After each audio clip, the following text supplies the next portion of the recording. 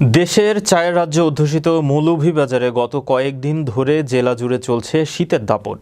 তাপমাত্রার পারদ যত কমছে ততই শীতের তীব্রতায় বিপর্যস্ত হয়ে পড়ছে জনজীবন।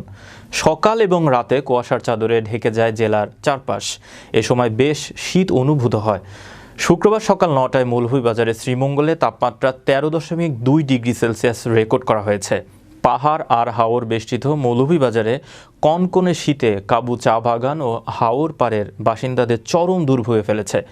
মৌলভীবাজারের জেলা সিভিল সার্জন কার্যালয়ের সূত্রে জানা যায়, তীব্র শীতে শীতকালীন ডায়রিয়া, ঠান্ডা, কাশি ও নিউমোনিয়ার আক্রান্তের সংখ্যা বৃদ্ধি পেয়েছে।